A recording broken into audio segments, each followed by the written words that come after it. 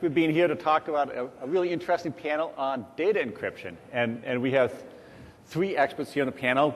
We were going to have 4, but budgetary constraints for the NSA prevented one gentleman from joining us from DC. But I'm excited what we have. To my immediate left is Hussein Syed from Barnabas Health in New York City? New Jersey. New Jersey, all right, pretty cool. And Clain is the director of software from Lenovo in the middle, and Michael Willett from Samsung is on the right.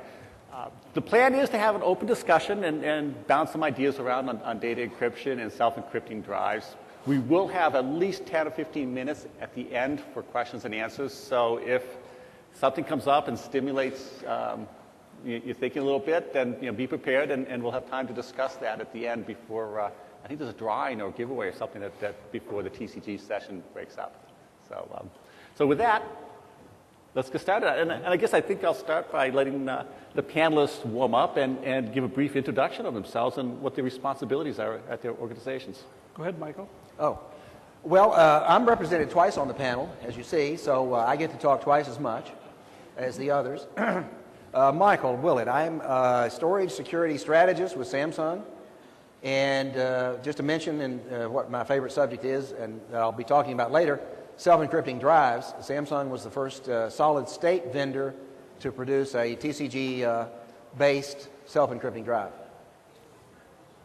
Clain Anderson. I've had responsibility at Lenovo for a variety of aspects of our security strategy. It was my team who actually was charged with marketing the very first pre-TPM in 1998. Taking that to market and trying to figure out what to do with it. Also, it was my team who did the push to get ThinkPads to adopt fingerprint readers in 2004. So I've been involved in security and authentication issues for a long time. We might have met. That's good. I'm Hussein Syed. I'm with the Barnabas Health out in New Jersey. We are one of the largest integrated healthcare delivery network in New Jersey. We operate about 6 hospitals and about 19,000 employees, a little over 5,000 physicians. And we are an early adopter of encryption on endpoints to protect our data from the patient exposure or especially employee and patient data. Cool. Well, actually, I think I'll start the first question with Clain, and then we can just have the conversation, only because we were chatting earlier, and you've been in this business for 15 years, which is... Way too long. Huh? I love that. So basically, for those that don't know, what are self-encrypting drives, and what are some of the benefits of doing it in hardware as opposed to some of the software solutions? I think that's a great question. 2 or 3 years ago, we launched our first ThinkPad with a self-encrypting drive, and at that point, the price for the drive was $100 more than a standard drive, and there were no industry standard specs for managing that drive centrally.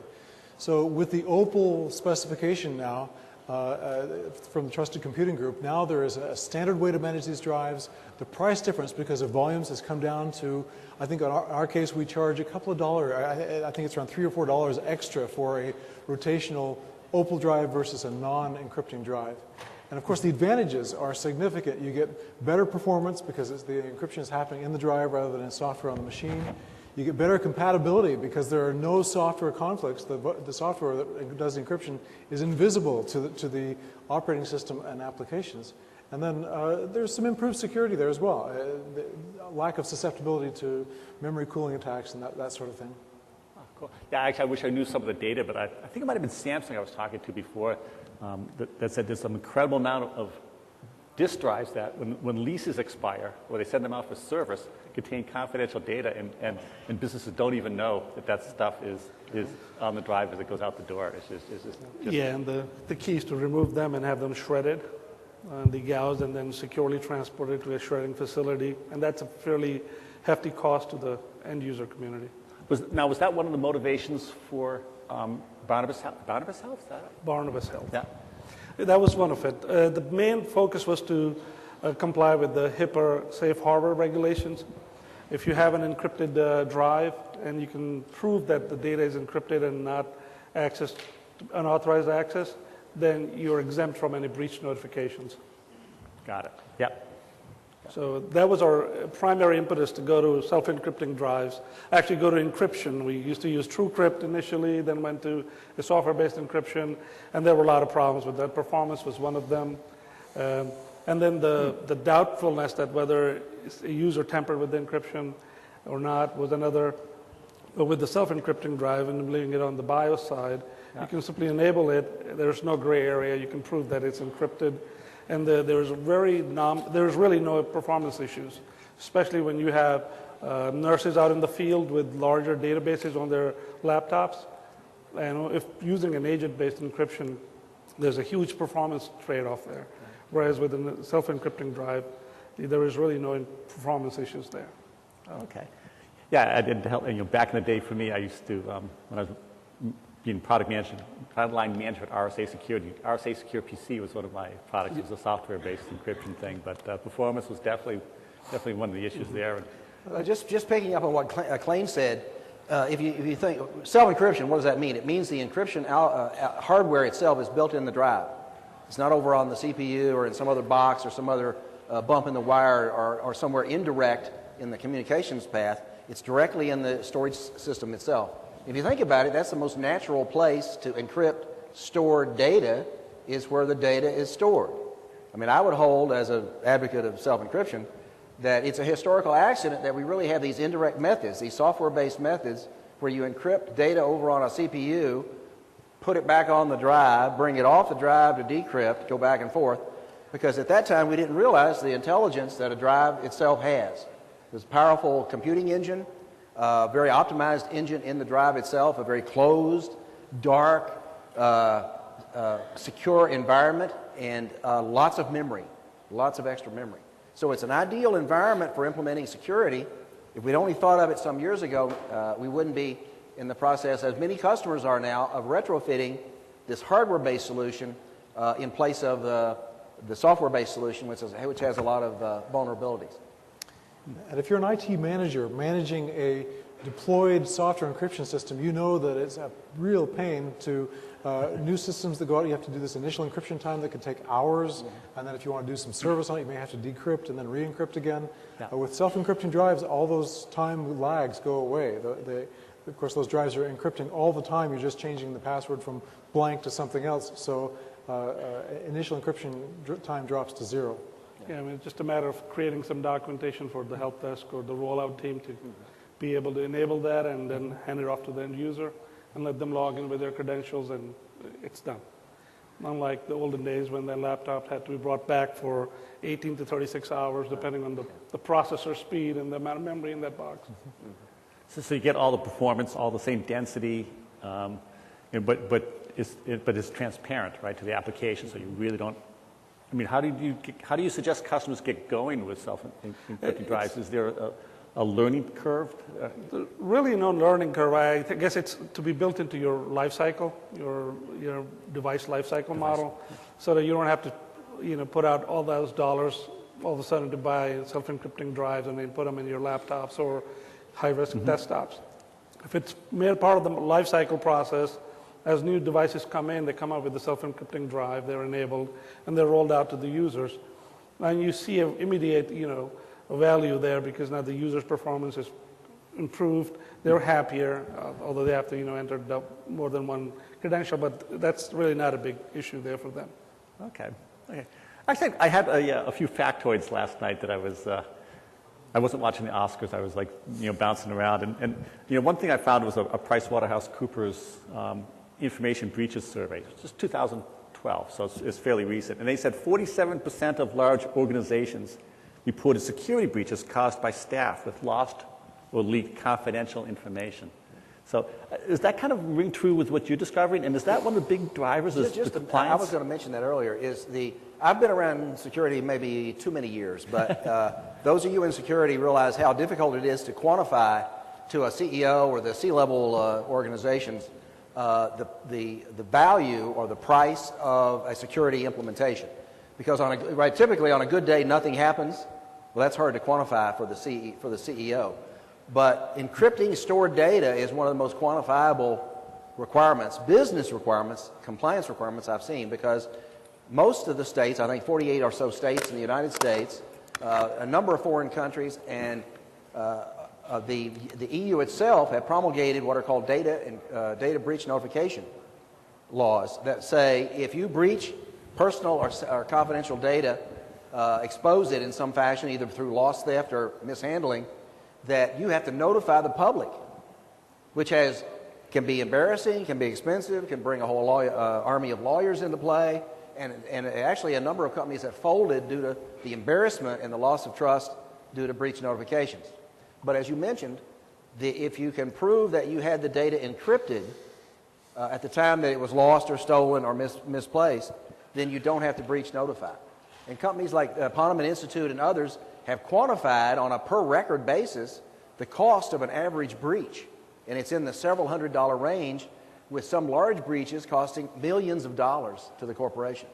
So again, in security, you rarely get one of these. It can be quantified to the CEO as well as self-encryption, encrypting stored data can be.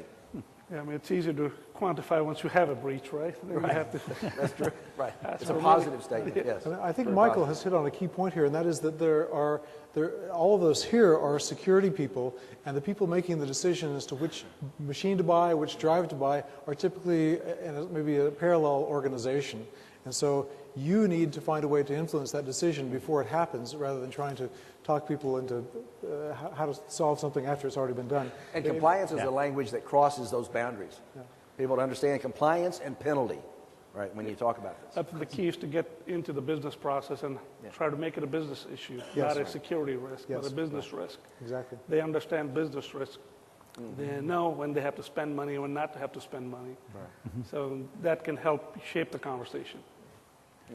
And does it get easier for you, Hussein, in future years? I mean, are you at the point where you can articulate the cost savings of self-encrypting drives for your business? Or is it more the matter of what you're not doing, that you just haven't had the disclosure events? We've had, ever since we've had encryption on laptops, and especially self-encrypting drives, we've had theft of assets, and we've been able to prove that the drive is encrypted with a strong password, and we're not required to go over and do a breach notification policy. And simply had to do a risk assessment, document everything for OCR, and then be able to furnish it to our attorneys. Another issue that existed a few years ago, not very long ago, was that some systems that would let you manage encrypting drives didn't necessarily have software encryption included. Yeah. Now it's pretty much, you'll find them interchangeable. And so from a single console, from pretty much all the solutions out there, you should be able to manage an Opal drive or deploy software encryption either way, so that older machines that don't have the capability, you're protected, but newer machines, you get all those advantages of the compatibility and performance that Opal drives bring you. It also serves as a driver to replace older computers, because when somebody who has a agent-based encryption on their laptop or desktop for that matter, it's slower.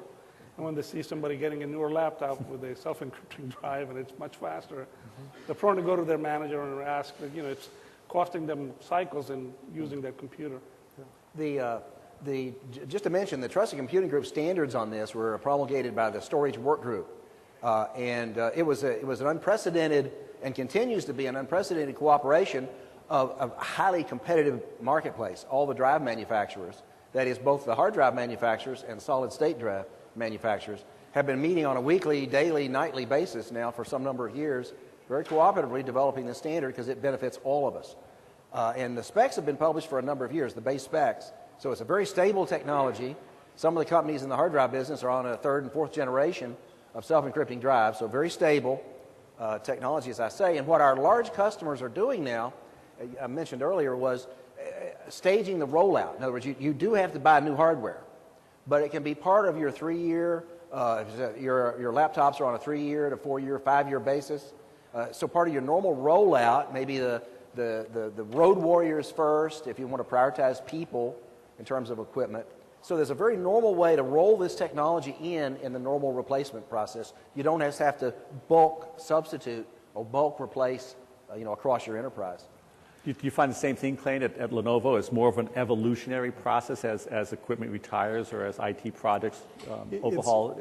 I think that's true. It's very difficult to get IT organizations to buy new hard drives and deploy an entirely new image midstream in the product's lifecycle. Right. Yeah. It's very common to adopt new technologies as the new platforms roll out. That's a much easier decision. And by the way, the TCG specs apply not only that we've talked about laptop drives, because those were the first that were out that were designed to the specification, but the specs, there's a separate spec for laptop, which is codenamed Opal for some reason, semi-precious, and a spec called the Enterprise spec, which applies to SCSI or SAS-based drives. So the IBMs and the LSIs of the world are all developing and Hitachi, et cetera, are developing and installing enterprise SAS drives that are self-encrypting in RAID controllers, in servers, and in large data centers. So the specs apply both hard drive and solid-state drive and the laptop to the data center so that the whole spectrum is covered. Well, let me just do a quick one. This might be as close to a tough question as I would get for the next 45 minutes.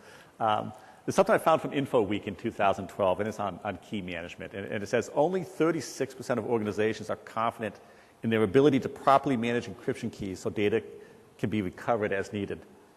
Now, so the question, I guess, is this fair? You know, what should organizations be thinking of? And maybe this is a Brian question from Wave Systems. And what should customers avoid? This is a question that could be answered by the people that are in the back of this room here. So there are at least 2 or 3 different companies back there that can provide good solutions for this. And I mean, you don't want to invest more time in managing these things than it's worth, of course. And so it should be a simple, easy process that works across the board.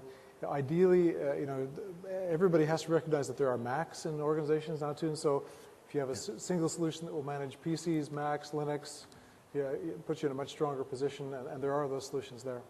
Mm-hmm. The nice thing that encryption, the one impediment historically, as security folks know, to implementing encryption has been 2 things. One is it interferes with normal life, right? It's users, the software encryption stuff, typically users turn it off if they can because it's a burdensome overhead, which is not the case with self-encrypting drives. You don't see any performance drag. The other is the key management. The nice thing about self-encryption is the keys themselves, the encryption keys, are generated in the factory, in the drive, by an onboard generation process, and they never leave the drive. They're not externalized. So you don't manage the encryption key. That whole layer of management is removed. You do manage an authentication key, which is used to lock and unlock the drive, but that key can be managed, in a sense, independently of what's going on with the encryption itself. So a great simplification. The drive comes from the factory encrypting. Your users can't turn it off or turn it on. They don't know it's there. It's transparent. No performance impact. So, but nonetheless, you have to make sure that the authentication is there so that if the users are not there, you can access that data. Exactly. And that's where you use a management solution to harvest those passwords into a database. And as Clain mentioned, there are at least 3, if not more, of the software vendors that manage the authentication key level in the back of the room now to talk to. And what they like, I'm sure, is that there's a common management interface as standardized by TCG to these drives. So they're all meeting the same interface on multiple vendor drives with their management software. It makes it a lot easier. Now, was this an issue for you in moving to self-encrypted drives at your healthcare organization? And how did you get the business over that, if it was? Like I said, we were initially an agent-based encryption because we needed encryption on our mobile devices. Yep. There was no way around it in order to qualify for the operational risk. Okay. And once we found out that there were self-encrypting drives available and there was a vendor out there that managed the keys, that acquisition took place through Dell. Dell was a partner with Wave, and they brought them in, and we were able to set it up. We did a little bake-off type of, and did some comparisons between self-encrypting drives and non-self-encrypting drives, and saw that there was very negligible difference, other than the fact that you had to configure one and not have to configure the other. And then we were able to make sure that we could make it as part of our life cycle. Initially, what we did was we did have to look at some high-risk laptops and replace them with the SED drives. So that exercise took us about a week or 2. And that was more in terms of getting the users to bring in their assets and then spend an hour, somewhere else while their data was migrated and the drive was set up. Since then, we just became part of the lifecycle. Or wherever we buy our assets through a third party, they set it up and send it in, and all our users are just to boot it up and put the password in, and they're set to go. Yeah, and good to go. Yep. All right. I mean, do you have to work extra hard? And maybe I'll start with Clain in this one. I mean, everybody uses mobile devices now to access the corporate network and business applications, and that means, there's more storage on my phone now than there used to be on my PCs 10 years ago. I mean, is it hard to make the business case for encryption on mobile devices? I think that's one of the easiest things to do. Of course, the move these days is for things to be cloud-based, and there you have to, again, take additional steps to make sure that the machine is not compromised and that it's able to establish a secure connection back to the cloud, so that you can use any piece of glass to access that data. So, but I think that the proliferation of devices and wider access means that everyone here has to be more focused on addressing the security issues, and in particular the data protection, because it doesn't happen automatically in most cases. It just doesn't magically. Your experience the same. Well, Samsung's doesn't. The ideal, if you think of it, the ideal that some of us are marching to is that eventually all stored data should be encrypted. I mean, data spends most of its useful life in storage. I mean, the average speed of my car is 0 because it sits in that parking lot 23 hours a day. So the data spends all of its useful life in storage. It should be encrypted in storage, right? Whether it's your personal data or business data or confidential or highly sensitive data, all data should be encrypted. And let's look at let's try to find the simplest, easiest, most transparent way to do that.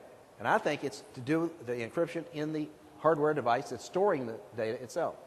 Whether it's a mobile device, telephone, a phone system, or a hard drive, or a solid-state drive, whatever the storage system is, that should be the point of encryption, not some indirect method here that sends data back and forth between 2 points. It's unnecessary to do that here in the modern age.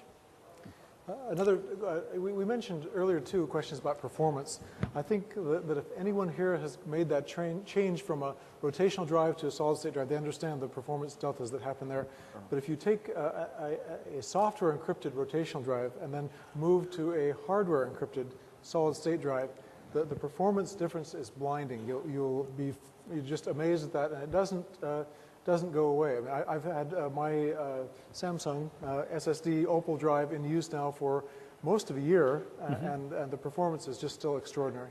In fact, a nice plug there, but if you visit me later in the back, a Samsung booth back there, a table, I've got a summary of there's 2 papers that were done on performance that took hard drives and solid-state drives, and the top 3 software vendors in the business, and it kind of did a match between, right? What was the performance of the average of the 3 software vendors doing encryption versus self-encryption on both a hard drive and a solid-state drive. And so there were 2 papers, and I've got a merged table that I'd like to show you later that shows what Clain said. The phenomenal increase in performance, or I guess lack of decrease, if you want to call it that, of performance in using self-encryption on either hard drive or solid-state drive. Of course, solid-state drive itself is inherently faster than... Especially if you have large databases that need to be installed on a mobile device. Sometimes your vendors will not even support software-based encryption. If there are data corruption issues because of the updates and stuff, they would just simply throw in their towel. They say, you either have to use no encryption or go to a mechanism that does not interfere with the data access from there, because the delay in encrypting, decrypting, and then the application accessing the data. Yep. And with self-encryption, you're doing the encryption at the lowest possible level in the stack, if you will, the OSI stack. You're right at where the bits are being laid down on the media. That's where the encryption takes place, and the decryption takes place as they're lifted off the media. So you're reading clear text in and out of the drive, so that encryption process does not interfere with any of the upstream processes. If you're doing indirect encryption, that is encrypting over here and moving ciphertext over here, then that can interfere with processes like data loss prevention, DLP, with data compression. You can't compress encrypted data. So you can't compress encrypted data being written off drive to a drive, and other processes. You have to be careful with interfering with those upstream processes when you make the encryption visible to those higher layers. And as long as I'm putting in plugs for things that, last week there was an announcement of a new open standards group called Fast ID Online, or FIDO, F-I-D-O. And that is a group that isn't part of TCG yet, but likely over time might become that. But it is like Trusted Computing Group in many ways, but focused only on authentication. So it's an intermediary software layer that allows you to have any type of existing authentication tokens, you name it, any token, and be able to have the service provider or the website owner be able to detect if a FIDO token is there and be able to do dynamic discovery and have faster and more secure authentication. So it's aimed at just dealing with the whole question of, the topic is unauthorized access. Do you know you have the right person on the other end of the line? So FIDO, I think, is a nice enhancement to Trusted Computing Group aimed at just authentication. And actually, I know even with the PCI standards and the segmentation to regulated data, it all starts with authentication because you have to have an unassailable proof that this is the user and the device, and then be able to prevent them from getting regulated data if it's appropriate. FIDOalliance.org. Actually, you said an interesting thing too. With solid state drives as opposed to rotational drives, I always thought performance was really noticeable when you bring it to a laptop and put it in a user's hands, because if my mom has to wait half a second longer for a page to come up, she'll tell me about it. And from a business standpoint, it's really the user acceptance is a huge thing. Is the time getting for user encryption, mobile encryption better now because of the solid state? Was that a good incentive? The solid state, there's no comparison between solid state drive and a regular, your traditional drive. There are remarkable performance, improvements in the solid state drive. The problem is solid state drives are fairly expensive to this day. Until the capitalist society takes effect and the price comes down through competition and stuff, I see that we'll probably start using solid state drives in most of our laptops because of the performance improvement. Yeah. Not because we're encrypting them or not encrypting them. I think that problem is solved with using a self-encrypting drive. Yeah. But the performance on a solid-state drive is just superb. Yeah. Well, this touches on one of the advantages and one of the unique capabilities of self-encrypting drive is what's called crypto erase. That is, given what I said earlier, that is, the key is generated on board, never leaves the drive, used for the life of the drive to do the encryption. No external interface to that key. So the key is very well controlled. I know there are not thousands of copies of it all around the world, as there might be with software encryption. You don't know where those keys go. So there's a function called crypto erase, which means I request the drive to generate a new key on board and replace the old key with the new key. What I've done then is I've gotten rid of the one key that was used to encrypt the data, so therefore the data is unreadable. The drive is sanitized. Can't be read because I've gotten rid of the only key, the copy. But I can continue to use the drive. I haven't degaussed the thing to death, and I haven't beat it up with sledgehammers and all these unreliable, expensive, human-based processes. I haven't applied those. I've applied an instantaneous process called crypto erase, and it's being well received, by the way. In fact, the revision 1, if you look at it, of the NIST SP 800-88, which is the sanitization standard, revision 1, which is in process now, has crypto erase now as one of the new standards. And by the way, you can't use traditional hard drive techniques on a solid state drive.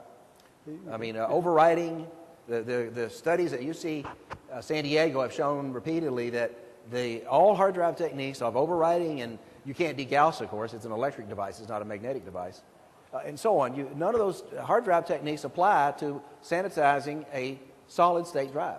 The recommendation is you must use crypto erase to reliably erase a solid state drive. Just a sec. That's good. Yeah, we've been having to take them out and shred them, physically destroy the drives. Yeah. Otherwise, there's no reasonable proof that the data is not recoverable. No, actually, I was going to ask a process question as well. The last factoid is something like 90% of the Fortune 500 have big data initiatives. when you think of, don't ask me to define what a big data initiative is, but when you think of it, encryption has to be, and security and compliance has to be a big piece of that action. How do you get involved early enough in that process? How do you make the case for encryption and get in there early enough to be able to be effective, as opposed to security being called after the fact, saying, okay, we're all done now, make it secure? I don't think you'll ever change that, where security is not called after the fact. Not in this life. Because you're always in the way of the business, right? Unless you somehow embed yourself in the process and you have right allegiances who would help you through that process. Well, there is a strategy, though. Because, again, what we mentioned earlier, the compliance requirement of breach notification goes right to the top. And in security, we've always said you got to get buy-in at the top. You can't just sell the IT manager. You got to sell the CEO. And so compliance requirements sell the legal staff and the CEO. And then you can have the requirement driven top down if you show that there's a rational way to roll out the technology. I don't have to buy wholesale everything new. I can roll it out as in my normal business process. And now there are studies appearing that show the cost savings of using self-encryption versus these other techniques. Actually dollarizing, if you will, quantifying the difference, in savings between using the two techniques.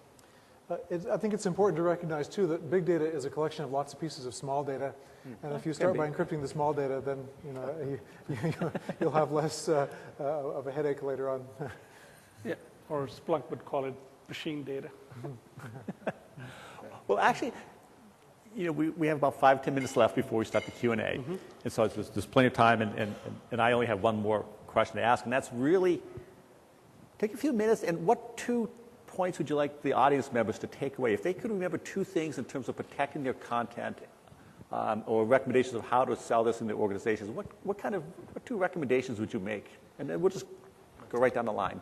In our case, I would say that just make sure that a proper risk assessment is done and be able to show some trade-offs where, utilizing encryption on mobile devices, the value it brings to the organization, which would prevent them from an after-the-fact activity. I can tell you from experience, breach, just mitigation in itself is a nightmare. You have to take resources from where they're currently working and put them on collecting information about the breach, planning for it, and then dealing with the lawyers and the governmental agencies. And then, the questions come up, and a breach could last for a year and a half. And this is board-level interaction? Board-level interaction. You have 30 days to 60 days to notify the affected folks, but beyond that, when you have to do your filing, you have to go through all kinds of Q&A from the regulatory bodies, and then you have to satisfy them that you have done your diligence to ensure that you notified in a timely manner and did notify everybody you could. So it saves you all that headache by just proving that your data is encrypted in a proper manner. And, if you treat it as a business risk, you can always articulate it to the business folks as to what will happen if there's a breach or there's a data exposure. Yeah. And they'll understand that. And then if you present a viable case where you can actually use it as a life cycle or not have to do one big effort to encrypt everything, they understand that you're not impacting business. You can't halt the business to implement encryption because you're defeating the whole premise there. Yeah, we never get that luxury. Actually, where would you suggest that, if people hear from organizations, where should they start if they were embarking on a data encryption program? Mobile devices should be the first. Email should be the first, and then mobile devices. Because email, you never know who's sending what data out to who. But if you are able to implement a gateway where any email leaving your network is inspected, and if there is any type of security-related PHI or PII in it, it encrypts it and holds it back so that the user logs in and downloads it, you have pretty much mitigated a big risk there. The second risk is the mobile devices, especially tablets, laptops. People put a whole lot of data on them and take it home, or they're traveling, they're at the airports or hotels, wherever they are, and they have data on their laptops. Which if a laptop's stolen, you're losing maybe $600 to $1,000. But the data that's of value on the laptop or a mobile device is where the concern comes in. Way beyond that.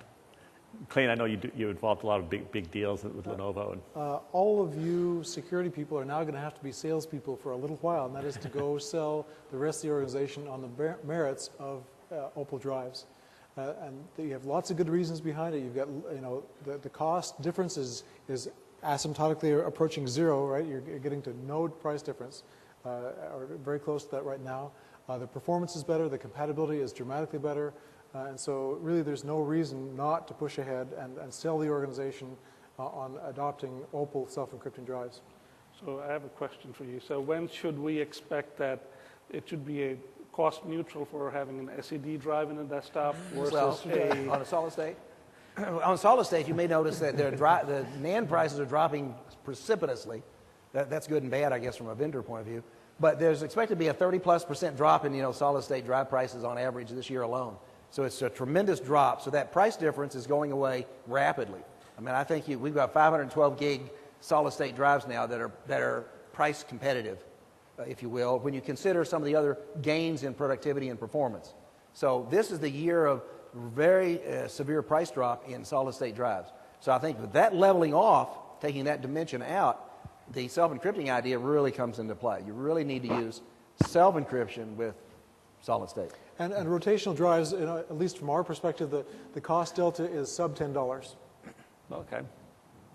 On your other question, though, my elevator speech, if you have an elevator this long, it has 3 points to it when you're selling this idea. One is that it is a quantifiable business requirement. Breach notification laws, there are companies like Poneman Institute and others that have quantified how much a breach costs you if you get stuck. And you can look at the Privacy Rights Clearinghouse website. They quantify on a daily basis all of the breaches that are occurring. And there's still crazy people out there getting data breached when they know they've got a breach compliance requirement, a breach notification requirement. So look at Privacy Rights Clearinghouse. So anyway, it's a business requirement. Secondly, it is a standard technology. The self-encrypting drive, TCG technology, is built, it was created by the industry working together and is provided over the last number of years by all the hard drive manufacturers and a growing number of the solid state drive manufacturers. So it's an established, standardized, mature technology. And thirdly, it is superior in every dimension. And I can show you the chart in more detail in every dimension to software-based encryption. And there are 10 or 12 or 15 comparison points for comparing hardware-based encryption, self-encryption to software, and hardware-based self-encryption wins in every dimension. And just lastly, how would you recommend that customer organizations get started if they haven't already? Well, it's education. I mean, Clain and I were talking earlier. I mean, you say all this, we say all this, and you find that somewhere less than 100% of the people in this world are encrypting their stored data, not 100%. Why aren't they encrypting their stored data? And it's a question of education. That's one of the reasons TCG exists in large part, is to do a good education process on our technologies. But we just need to do more outreach, more education on the issues. We're really glad to have end user customers involved in this, because those are the people you believe, not us, right? And so on. But it's education. It's awareness. It's key to it is that an educated user is less prone to an incident than an uneducated or unaware user. So if your management is aware of what their challenges will be if you don't encrypt your data at the right place. I'm not saying encryption is the only solution to access control. There's other mechanisms need to be used, but in order to get out of the challenges of breaches, you have to make sure the data is encrypted at the right level. All right. Awesome. And actually with that, I would like to open us up to the floor for questions and answers. We have about 10 minutes, and we have 3 experts here and then me. But we'll do the best we can to answer your questions and your comments.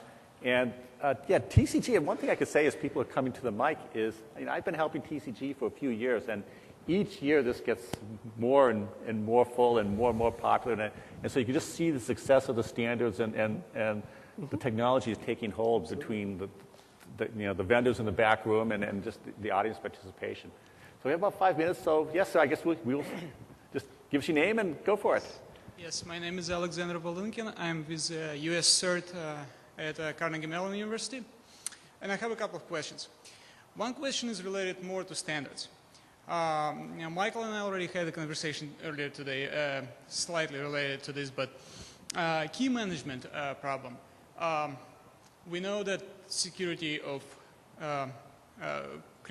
crypto system really depends on, the security of the key. In the software-related solutions, if the key is compromised, the entire security is compromised. Hardware-related solution, similar to what we were talking about today, is basically the same problem. If the key is compromised, the security of that entire drive is compromised. My question is, has it been considered if the TPM or the TRSM modules should be used inside of the hard drive encryption? Because the key can be recovered potentially out of that hardware encryption unit, just like they can be recovered from Windows or Linux running platform. So that's question number one. And question number two is related to the data recovery problem, and more in terms of, how would the user react or the IT react to the problem where without the key, without the encryption on the drive, you've got the data that's and if some of the sectors get corrupted, you can potentially recover the data from other sectors. If you're using something like AES CBC encryption on these drives, you corrupt one sector, you cannot recover data from adjacent sectors and sectors down the chain. So have you guys run into problems like this? Thank you. Thank you. Well, your second question about data recovery. Using encryption on a hard drive and self-encrypting drive, if you lose the authentication key and have no backup and you're not using management software that allows you to back up and do one-time recovery and so on of that authentication key, that data is gone. It's secure. It's secure. It's permanently way to say it. But what is due diligence? That's only for that one drive. Due diligence says you've been backing. If that data is important to you, you didn't make that the only copy of the data on that one drive. You've been backing up your data somewhere in the enterprise. So I didn't lose the data. I mean, we get this issue all the time. Well, wait, this stuff is so good, I can't get my data back. That's right. It's so good, you can't get that data back on that drive. But you're backing it up, aren't you, somewhere else because it's important. So again, what we're talking about from self-encryption is only a single drive and the environment on that drive. Yep. Back up your data. Yeah, good. Clain, anything to add, or is this we good? No, those are excellent points. We have a very popular small self-encrypting drive that's USB and it has a little keypad for the password on it. And so as a backup source, that's a really good thing. Those are very large sizes now, and you're able to do. That's really the only practical way to back up large quantities of data from a PC these days. Okay, and we have just 3 or 4 minutes for the last question. And okay, hopefully you can make this quick.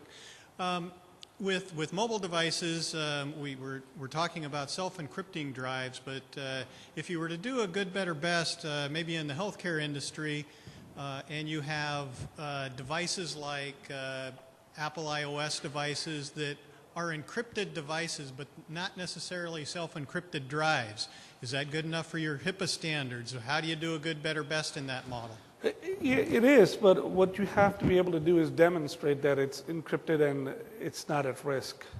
So we've been working with our software vendor to actually come up with a means to encrypt an Apple device as well, because the demand for Apple devices is growing now, especially the AirBooks. So we've been working with them to be able to harvest the keys and be able to, or the password, and be able to do that. But you're correct. I mean, as long as the device is encrypted with the proper bit size and you can demonstrate it, you're good with that. Okay. Awesome. Well, thank you very much. I appreciate you spending your afternoon with us. I've enjoyed this. I want to thank my panel, Hussein, Clain, and Michael.